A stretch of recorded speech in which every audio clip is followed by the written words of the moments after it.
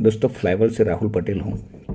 Since last 2013 से मैं Canada का पीआर हूँ एंड मेरा वीज़ा एंड इमिग्रेशन का काम है।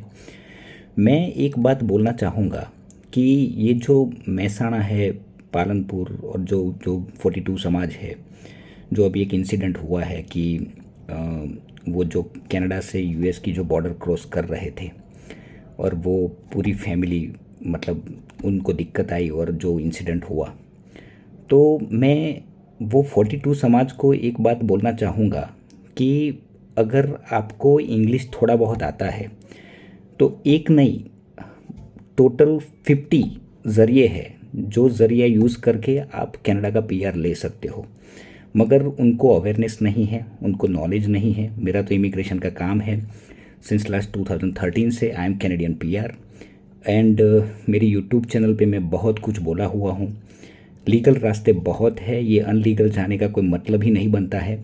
मगर मैं उन लोगों को ये बोलना चाहूँगा कि अगर आपको नॉलेज नहीं है तो हमें नॉलेज है उस बात की, इमिग्रेशन की। तो आप मेरे सामने आके बैठिए।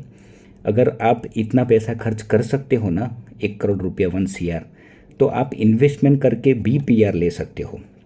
मगर लीगल रास्ते बहुत है, ये अनलीगल जाने का कोई मतलब नहीं दिख रहा है, मुझे तो नहीं दिख रहा है, to be very Frank.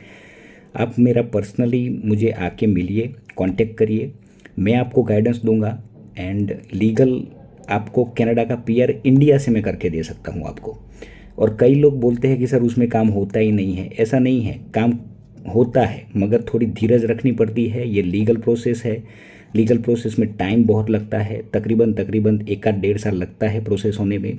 Immigration इतनी इजी चीज़ नहीं है कि आज एप्लीकेशन डाली और कल निकल गई, तो ऐसे काम नहीं होता है। जिन लोगों को धीरज है, शांति है, मतलब जिनको थोड़ा बहुत इमिग्रेशन समझ में आता है, मतलब प्रोसेस फॉलो करनी है, तो वही फ्लाईओवर में आइए, मुझे मिलिए पर्सनली, अपॉइंटमेंट लेके मेरी, मैं उनके सामने बैठूंगा एंड 1 रुपया एडवांस चार्ज नहीं करूंगा। ये मेरी चैलेंज है, 1 रुपया एडवांस चार्ज नहीं करूंगा। काम होने के बाद पैसा लूँगा। अगर आपको ऐसा लग रहा है कि मतलब काम नहीं होता है तो मैं आपको चैलेंज देता हूँ, काम होने के बाद मैं पैसा लूँगा। मगर ये इतना पैसा आप डालते हो, इतना पैसा आप खर्च कर सकते हो, तो मेरे ख्याल से आपको लीगल जाना चाहिए। लीगल बहुत रास्ते हैं, मैं बहुत कुछ बोला हुआ हूँ, मगर प्लीज़ प्लीज़ प्लीज़ ये सब रास्ते पे मत जाइए आप।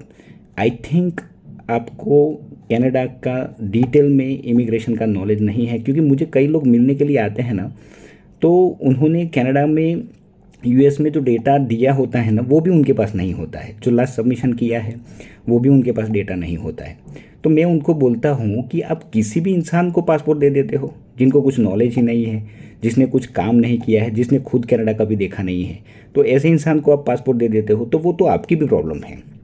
आपको सामने वाले बंदे का नॉलेज चेक करना चाहिए, उसने कितना काम किया है वो देखना चाहिए, तब जाके आपको काम देना चाहिए। ऐसे ही किसी को भी पासपोर्ट पकड़ा दिया, मुझे दोस्तों बहुत दुख होता है, टू बी वेरी फ्रैंक।